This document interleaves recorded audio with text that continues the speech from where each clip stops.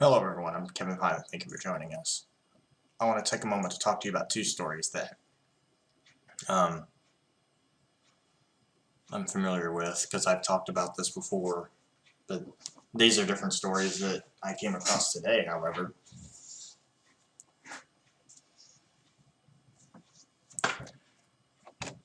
In Saginaw, Michigan, a local taxi company denied a blind woman a ride home from work because of her service dog. They said the dog violates their no animal policy even though they had been giving her rides for several days. Cheryl McIntosh stated that they no longer wanted to service her because she had a dog. I will tell you this, she has been blind most of her life, but that hasn't stopped her from living just like everybody else.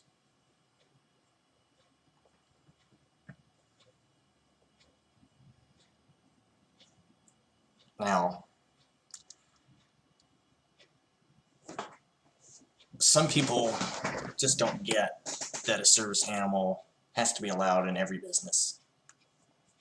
You know, sometimes owners of companies such as restaurants will say that the dog is causing problems, yet they're not actually doing so. They're just using it as an excuse.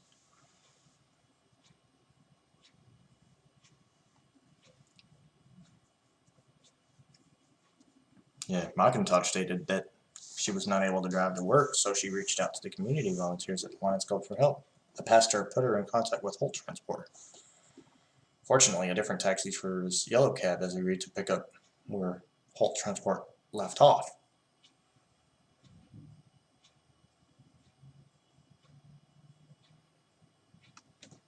But I'm not sure if it was Holt Transport that caused her this problem or if it was a different company that screwed up. I'm not sure about those things because I don't see anywhere where Holt Transport was at fault to begin with. You know? But if it was just an employee that was having a bad day.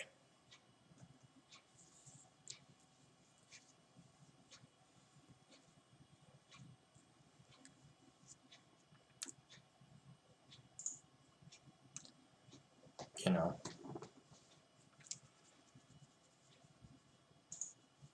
But I do understand where Holt Transport sick, where Holt Transport is coming from, because they state that they only transport sick people.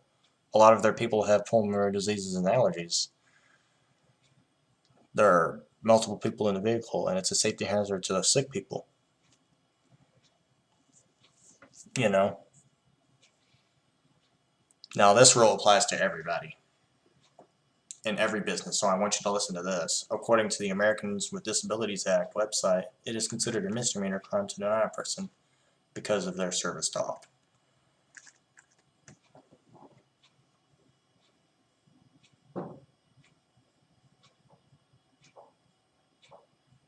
Now, most advocacy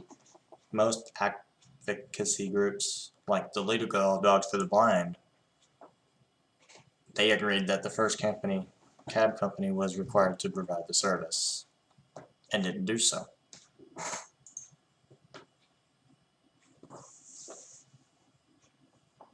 And there's another story that has to do with service dogs.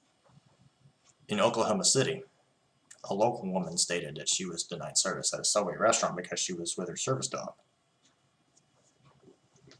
I'm not going to mention her name on this story, but she does keep her Pomeranian mix close because she can suffer from panic attacks brought on by claustrophobia. A little more than a week ago, she and her dog walked into the Subway and they were denied service. The employee stated, "You can't have the dog in here." Now, she does admit that that the dog was not wearing a service dog vest, although in some parts of the country you have to wear one. But the owner of the dog did have certification papers to show employees. Apparently it wasn't good enough for them. because she stated that she was being treated like a freak, a non-person, like she violated the law, and that she was just trying to get a sandwich at Subway. The reason she said that was because they threatened to call the police if she didn't leave. She filed a complaint under the Americans with Disabilities Act, which I give her credit for. She also contacted the ACLU, who says it will help get her an apology and hopes the Subway workers will be trained on identifying service dogs. The owner of the Subway tells the TV station who did the story that the incident was a misunderstanding and that she and her dog will be allowed to dine at the restaurant the next time they visit. The reason they say that it was a misunderstanding is because sometimes the employees in question may not have known about the service dog laws at the time. They could be getting the Subway owner in trouble and not even know it until it's too late or until a complaint comes in. That's why everybody has to be on the same page when it comes to businesses.